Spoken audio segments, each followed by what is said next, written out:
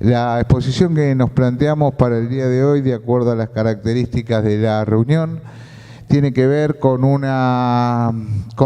compartir con usted una experiencia justamente de ordenamiento territorial, pero a nivel de gestión provincial. Obviamente esto está ligado a un proceso que empezó en 2008, en momentos en que, digamos, se define a nivel de la gestión provincial un esquema de planificación que tiene muchísimos componentes participativos, en el cual se define un plan estratégico. Es decir, la provincia de Santa Fe definió técnica y políticamente desarrollar un plan estratégico de forma participativa, escribirlo y con eso delinear un poco el alcance del término planificar, que es elaborar un plan integral detallado, generalmente de gran amplitud, para alcanzar un fin mediante actividades definidas previamente. Es decir, esto es un poco lo que también se dijo antes. Yo creo que el ingeniero Pabri dio unas cuantas pautas que vienen muy bien para lo que se va a tratar de decir ahora. Es decir, naturalmente en las gestiones, en toda gestión, de todas las escalas de gobierno, predomina la coyuntura frente a la planificación. Bueno, en este caso un contexto favorable para dar respuestas a la coyuntura, a la demanda diaria de la gestión, pero a su vez hacerse un tiempo para poder trabajar en el contexto de la planificación, y eso está de alguna manera en el marco para particularmente lo que hoy es Ministerio de Medio Ambiente, en aquel momento la Secretaría, desarrollar actividades de ordenamiento territorial en el marco de la Ley 11717, que como autoridad de aplicación atribuye esta potestad de desarrollar, sin ser un mandato taxativo, estrategias de ordenamiento territorial, planificación de los procesos de urbanización, industrialización y bueno, todo lo que dice el artículo. Es decir, ese es el marco normativo, digamos. El escenario es un escenario de altísima complejidad por lo que se dijo antes, es decir, el ordenamiento territorial en el marco de la planificación lo que nos demanda es que en realidad convoquemos a todos los actores, cada uno cumpliendo su rol, no sustituyendo. A veces esto se confunde sobre todo en temas ambientales o en ordenamiento territorial, donde muchos actores en realidad en las instancias de participación interpretan que es una especie de cogobierno y no es así. Es decir, el gobierno cumple su rol, las organizaciones no gubernamentales otro, los privados otro, la iniciativa privada otra. Y es de dificultosa interpretación, porque como digo siempre, si a alguien le interesa la medicina y no estudió medicina, generalmente no pone un consultorio. Con la abogacía pasa lo mismo, pero en temas de medio ambiente todo el mundo siente que tiene la potestad de poder opinar y tratar de imponer una posición. Y esto tiene que ver con una deformación de lo que es la ecología y el medio ambiente, porque en realidad esta postura digamos, de la militancia del tema del medio ambiente está en realidad orientado, motorizado, dirigido por la corriente que se llama ambientalismo, lo cual es una corriente de militancia, son gente que tiene afinidad con determinadas cosas y ahí entran cosas muy distintas.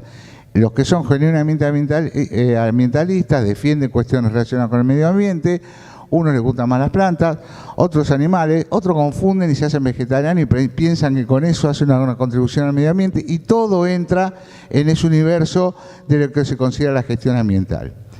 En este marco, en el que tuvimos la oportunidad de discutir con la gente, los funcionarios del gobierno, en el desarrollo del plan estratégico, tratamos de explicar que no éramos el grupo verde de un ministerio, de una gestión, sino que íbamos a hacer gestión ambiental. Y la gestión ambiental involucraba ordenamiento territorial, y eso responde, como cualquier otra disciplina, a un conjunto, a un cuerpo de conocimientos y a unas metodologías a aplicar, no solamente a la voluntad de que voy a defender al panda o a la ballena austral, sino que requería de la intervención de muchos actores, de muchas situaciones en una provincia que es compleja por lo diversa en cuanto al soporte físico y natural, porque es la ubicación geográfica de Santa Fe lo que le da una diversidad en el sentido norte-sur, y sobre todo con el gran sistema del Paraná como límite oriental, que hace que, digamos, la producción, el medio ambiente, la conservación, los grupos de interés, cuando se sienten en una mesa realmente defienden intereses distintos. El esquema que nos planteamos, y no es para que esto obviamente lo estén interpretando en este momento, pero quiero decir, nos planteamos unos esquemas de flujo para tratar de despejar la paja del trigo y saber a dónde estaban los puntos débiles. En realidad, un poco la conclusión en aquellos momentos, que era 2008-2009, empezamos a, digamos, en una cuestión bastante simple. El Estado es quien media en los conflictos de intereses. Es decir, el Estado está para llevar adelante actividades, propuestas, gestiones, acciones que tiendan a hacer prevalecer el bien común sobre los intereses particulares. Esto sin un juicio de valor, es decir, hay sectores que cuando se sientan a discutir son más fuertes, otros más débiles. Generalmente el Estado tiene que estar para que las discusiones, las posiciones y la toma de decisión sean equilibradas y la distribución de los beneficios sean equitativos. Entonces, digamos, evidentemente el uso del territorio es una disputa de intereses y es el Estado el que media entre la organización y la iniciativa privada y la organización y estructura del Estado para administrar esas iniciativas privadas. No vamos a hacer un análisis del cuadro, pero concretamente, y en la práctica, lo que sucede es que el privado va más rápido que el Estado. Es decir, el privado en muchísimas ocasiones toma decisiones, avanza sobre el territorio, modifica generalmente con criterios de planificación sesgados por su propio sector de interés, modifica los ecosistemas, implanta procesos y eso tiene lo que se llama externalidades, es decir, se desprenden consecuencias no deseadas que afectan a la sociedad. De todo esto, digamos, la conclusión fue que dentro de aquel planteo inicial de 2008-2009 de planificación estratégica, evidentemente habíamos un grupo que estábamos proponiendo, impulsando, empujando los procesos de ordenamiento territorial para tratar de dar equilibrio a estas relaciones y sobre todo para darle una mirada integrada, es decir, en que la suma de problemas se analicen en un mismo plano de igualdad.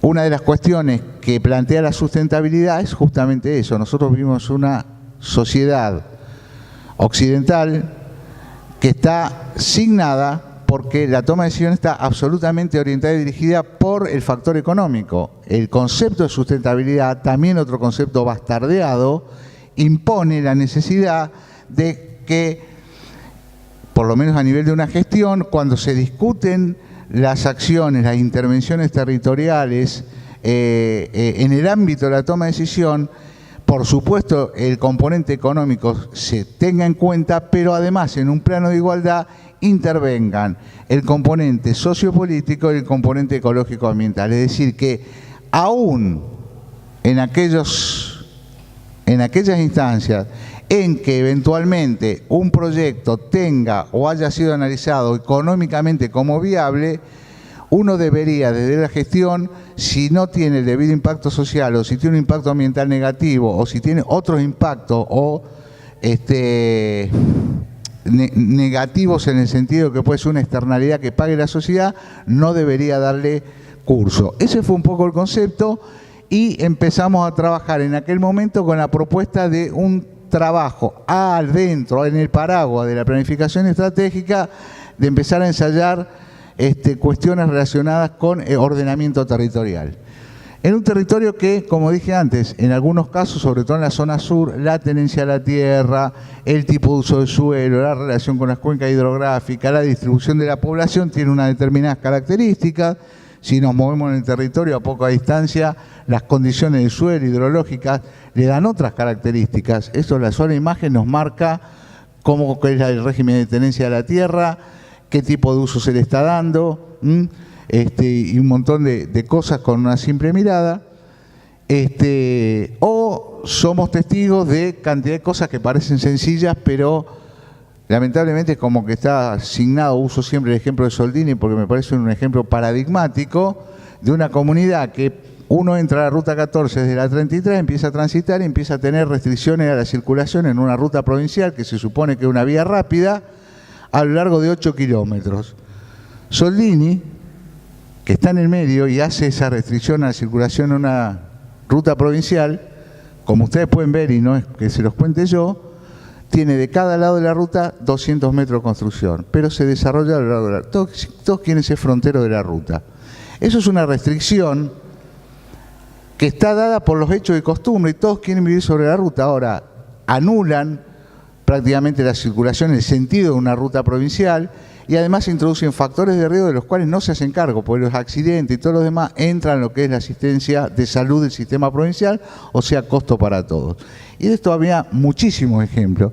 Entonces, analizando estas cuestiones, en aquel momento cuando utilizamos ese flujograma que les comentaba hace un ratito, proponemos un trabajo conjunto y fíjense que acá se da otra situación.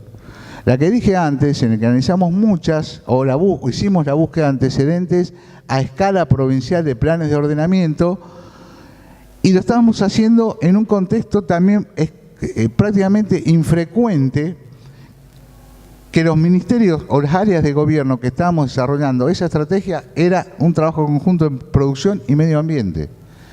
Áreas que naturalmente en todas las gestiones son contrapuestas, es decir, consideran que el medio ambiente es una traba para el desarrollo y para la producción. O al revés, la producción tiene que avanzar más allá de cualquier consideración ambiental. En este caso se juntaron una serie de factores y pudimos trabajar en forma conjunta haciendo una propuesta para tratar de llevar adelante alguna iniciativa que tenga que ver con el abordaje integrado del territorio, sabiendo que teníamos un plan estratégico con planes, programas y proyectos escritos a los cuales de alguna manera teníamos que dar cuenta, pero después había que ir al territorio a ejecutarlos y a dar cuenta de lo que se había escrito.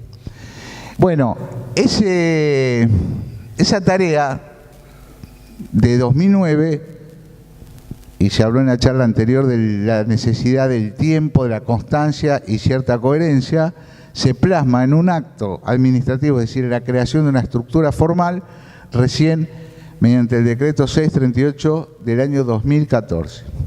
O sea que hubo prácticamente 5 años de trabajo de hormiga construyendo el concepto de que el ordenamiento territorial era una herramienta válida para solucionar problemas complejos. ¿Cuál fue el eje de esta construcción? Los problemas que las áreas se veían excedidas para poder resolver. Es decir, problemas muy predominantes, los temas de inundaciones o mal manejo del agua en las áreas productivas y los problemas relacionados a las urbanizaciones, informalidades, mal uso del suelo, urbanizaciones en zona inundable, ventas, si no fraudulentas, bastante informales, es decir, un conjunto de cosas que nos hacían ver a las áreas que intervenían, que tradicionalmente iban tomando un expediente, esto ya es en la práctica, un expediente que empezaba por producción, pasaba por el Ministerio que en ese momento tenía aguas para ver inundabilidad, después por medio ambiente, y a los 2 años todavía estábamos analizando a ver qué pasaba, si era viable o no viable esa propuesta, ese emprendimiento. Cuando las cosas se empantanaron, empezaron a ser derivadas al CIOT. Y después fue reconocido esa actividad del CIOT, pero simplemente por el hecho de el prueba y error. Con esto estoy mostrando la dificultad que es cambiar los paradigmas, la dificultad que constituye armar grupos interdisciplinarios, el tiempo que insume, lo que también se dijo en la charla anterior, esas reuniones en las que se sientan hidrólogos, biólogos, productivistas, ingenieros de otras ramas, sociólogos, y tienen que atravesar un periodo de catarsis. Es decir, toda esa suma de cosas se fue sorteando hasta llegar a la creación de este Comité Interministerial de Ordenamiento Territorial, que empezó a tomar un cierto vuelo y que se acompañó, digamos, como decreto, como medida, como norma, de un documento que eran las bases de un modelo de ordenamiento territorial. ¿Por qué? Porque analizado cuál era el contexto institucional en el cual nos movíamos, empezamos a rastrear, como les dije antes, primero a ver si había experiencia a nivel nacional y después qué pasaba en nuestra propia provincia.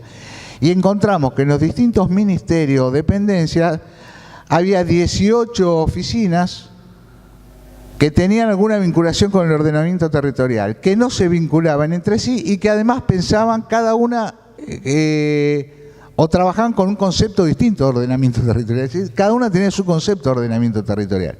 Entonces, digamos, se acompañó la creación del CIOT con una propuesta que de alguna manera unificaba ese conjunto de eventuales diferencias para que cuando hablamos de ordenamiento territorial y cuando tratamos de implementar procesos, hablemos de lo mismo.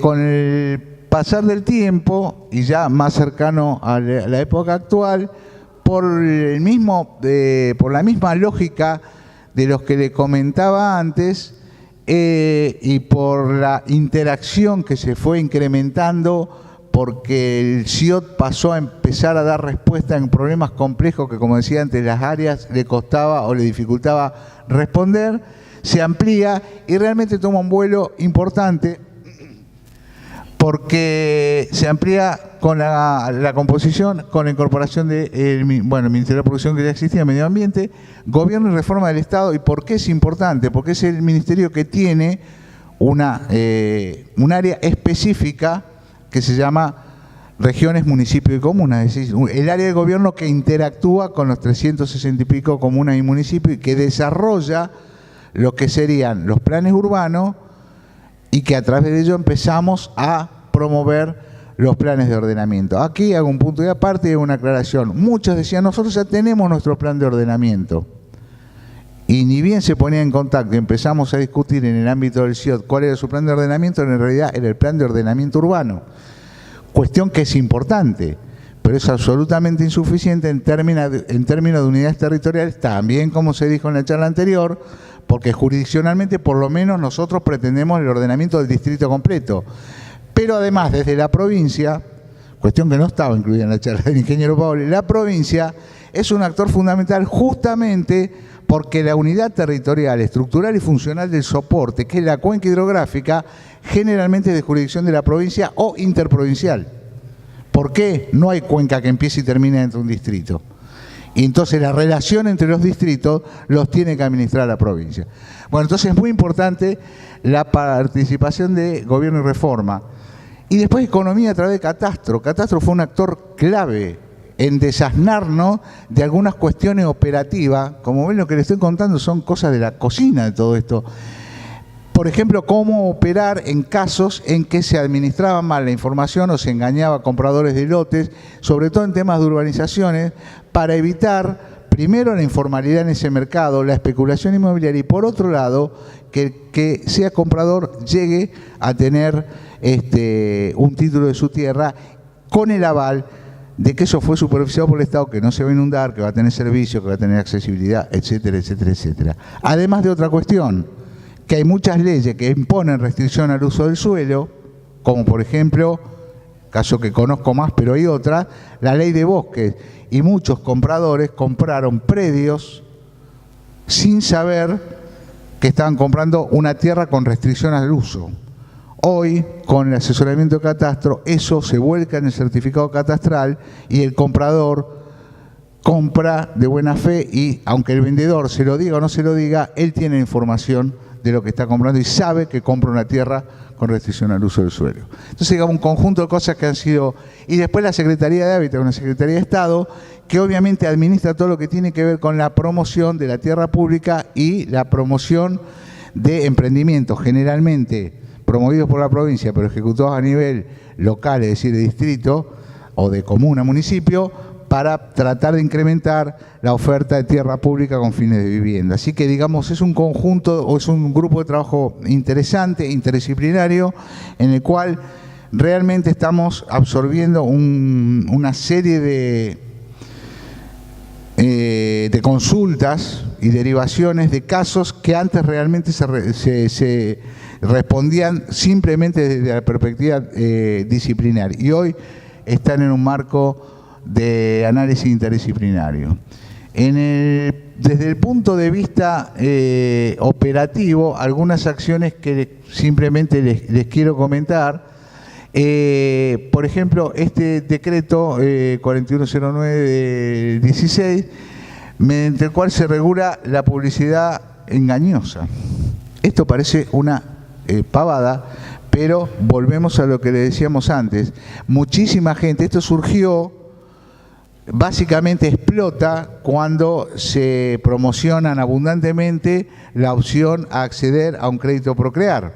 Mucha gente se acercó a, digamos, a solicitar el crédito con sus boletos de compra-venta y en realidad estaban descubriendo que eran socios de un fideicomiso rural, que no eran dueños de un lote, sino que habían comprado con un boleto de compra-venta una sociedad de un terreno de uso común que ni siquiera estaba loteado y en catastro ni siquiera estaba registrado que había sido cambiado de rural a urbano, porque no había pasado. O sea que le estaban diciendo, te vendo un lote, pero en realidad se estaba comprando una sociedad. Lo cual no es ilícito. Lo ilícito es que a vos te digan que te vendan un lote y te están vendiendo otra cosa. Porque obviamente esas personas vieron frustrada su aspiración de acceder en ese momento a ese crédito cuya exigencia era ser propietario del lote. Bueno, como eso hubo muchos casos, y esto evitó, digamos, o de ahí en más, empezamos a tratar de evitar que eso se siga sucediendo de la misma manera que se profundizaron en el marco de la ley 1177 que mencioné al principio y promovido por el CIOT, que cada uno de los emprendimientos reúna las condiciones, primero que dice que publicita y después que son exigibles en la comuna y municipio y en el marco normativo vigente de la provincia. Es decir, lo que antes mencioné, si estás diciendo que vas a tener servicio, tenés que decir en qué tiempo, cuándo vas a tener, qué tipo de servicios vas a tener. Tenés que asegurar la accesibilidad, tenés que asegurar los servicios locales. Por ejemplo, muchas comunas autorizaban cambio de uso del suelo, que se llama el uso conforme del suelo. Cuando un emprendimiento urbano se va a hacer, empieza con un trámite en la comuna que es obtener el uso conforme del suelo, la conformidad local de que ese suelo, que a lo mejor es rural, se va a convertir en urbano. En realidad no es vinculante, ese es el primer paso para después hacer los trámites a nivel provincial, pero la mayoría de los emprendimientos que vemos, para dar el caso acá en el Gran Rosario, se iniciaron de esa manera, con un uso conforme local. Y después empezaba todo lo demás. Inundabilidad, si cumplía con ley de bosque, si cumplía con la normativa vigente. Y sobre todo cuestiones tan sencillas como decir, bueno, está bien, el municipio y la comuna te dio el uso conforme. Te asegura que te va a resolver,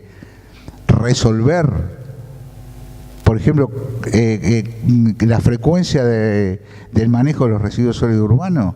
¿Qué va a pasar con las aguas negras? ¿Quién te va a proveer el agua y de qué manera? Todo ese tipo de cosas parecen sencillas para uno que la está analizando. Ahora, para el tipo que se compró el lote, hizo toda su apuesta ahí, y el Estado no lo amparó, no lo informó, se encuentra en un tembladeral. Terminado el loteo, el loteador se va y el problema aparece otra vez en el flujograma que decía antes. Es una externalidad de la cual se tiene que hacer la sociedad inmediata, llámese comuna, municipio en lo inmediato, y el Estado provincial como paso subsiguiente. Es decir, que el ordenamiento territorial, más allá de las cuestiones estructurales, de la cuestión de la obra, tiene una connotación de orden social. Digamos, el conflicto derivado de cualquier mal uso del suelo es un conflicto socioambiental. Deriva en un reclamo de una parte de la sociedad por alguna cuestión relacionada con el entorno en el cual está sufriendo algún tipo de agresión. Es decir, que siempre el contexto que se genera es un contexto de conflicto en el cual generalmente el responsable, el que termina dando respuesta, sea o no responsable, es el Estado, sea en cualquiera de sus escalas.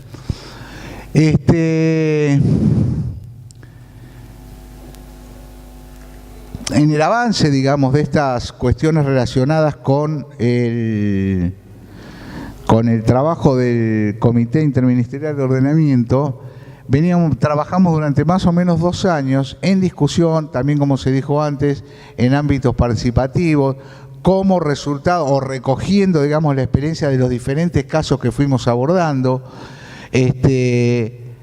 la necesidad de establecer lineamientos generales, es decir, si bien de acuerdo a la normativa provincial, la potestad de desarrollar los planes de ordenamiento son de las comunas y municipios, no los puede hacer la provincia, son de potestad de ellos. Nosotros como CIOT desarrollamos, en conversación con muchos de los que actuaron, municipios y comunas que actuaron con nosotros, un conjunto de lineamientos, que son los lineamientos generales para el desarrollo de planes de ordenamiento territorial. ¿Por qué?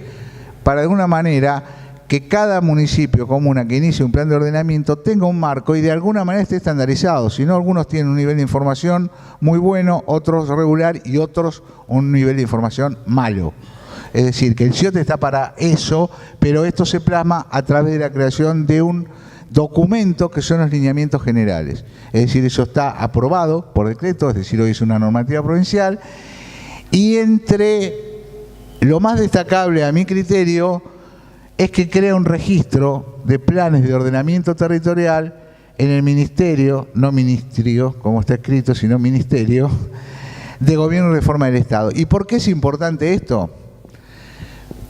Porque aquellos distritos que mediante estos procesos van completando sus procesos de ordenamiento territorial, esos procesos de ordenamiento territorial, esos planes locales, se registran en Gobierno y Reforma. ¿Para qué sirve esto?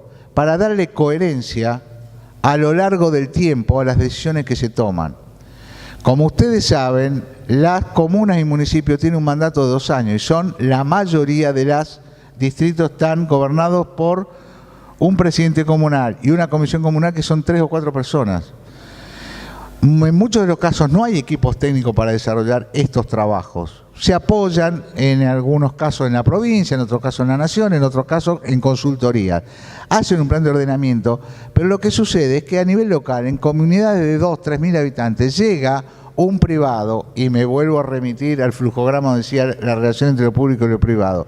Se acerca a un presidente comunal, le dice: transformemos aquel predio rural que es medio inundable, que el Cacho Acosta no lo está usando y le vamos a dar una mejor rentabilidad, lo loteamos, vos vas a pasar a cobrar un impuesto, una tasa municipal porque eso pasa a ser urbano. Y la cuestión se embarca y crece, y cuando nos queremos acordar tenemos una población que era de 2.000 habitantes, un loteo para 3.000. Volvemos a lo de antes. ¿Quién le va a proveer lo que necesita? Por un lado.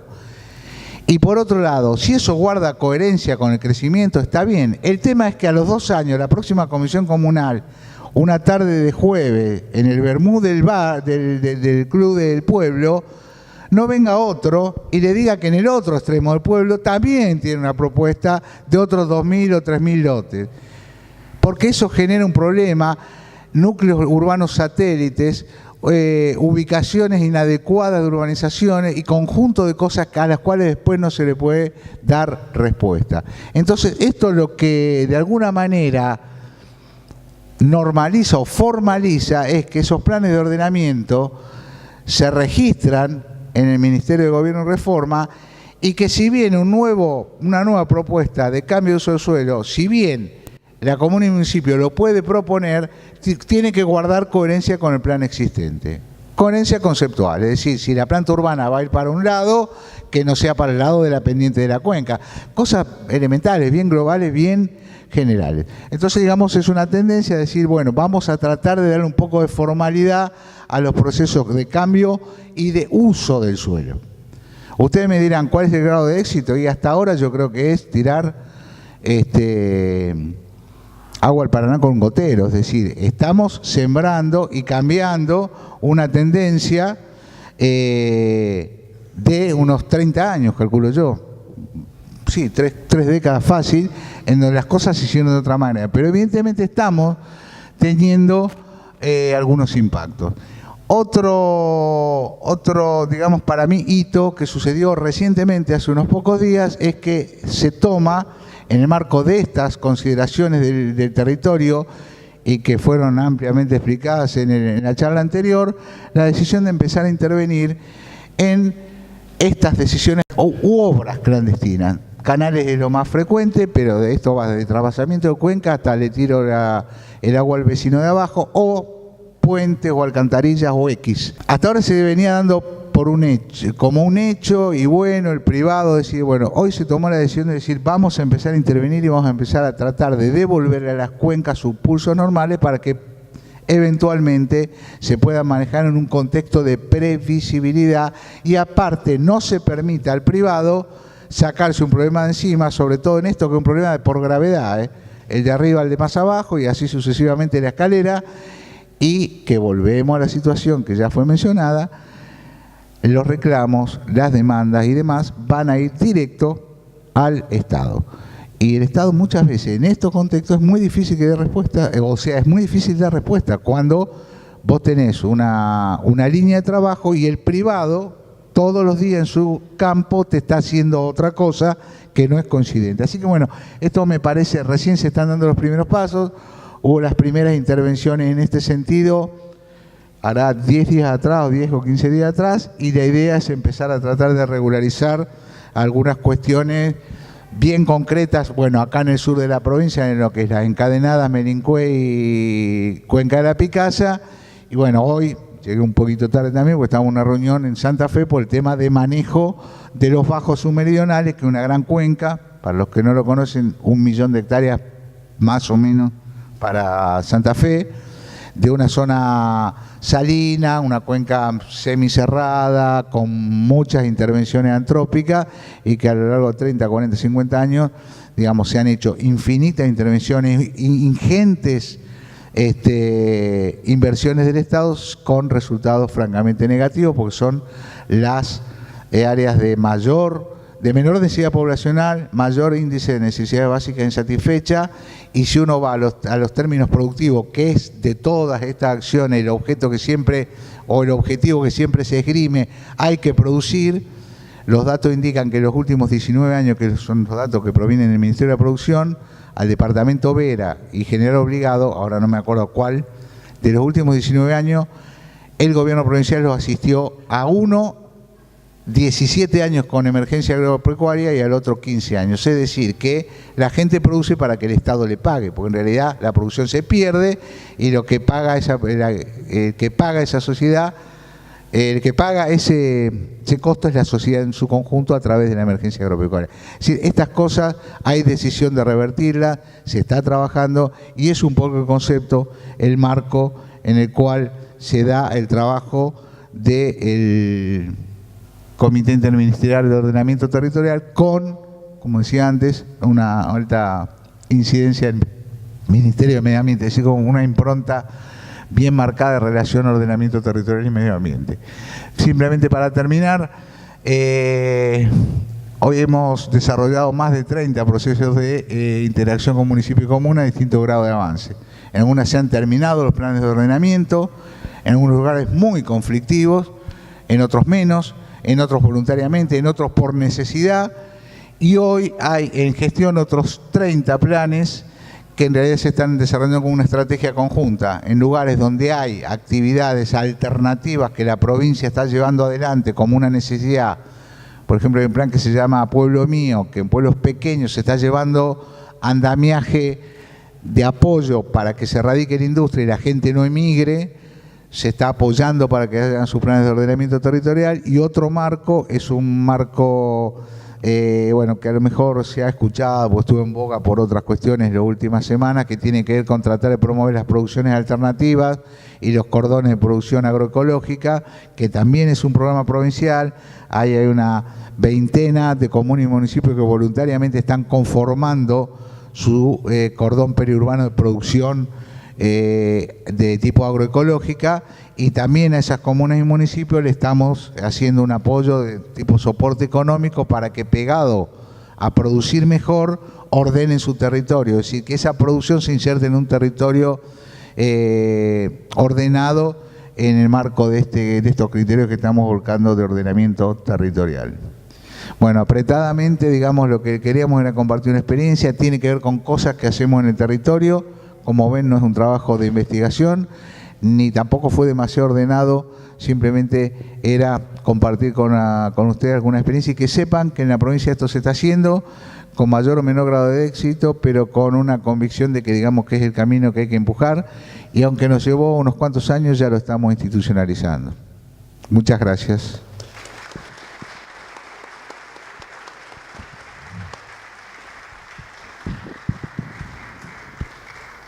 Bueno, ¿alguno quiere hacer alguna consulta al licenciado Biasati? Bueno, agradecemos nuevamente su exposición. Muchas gracias.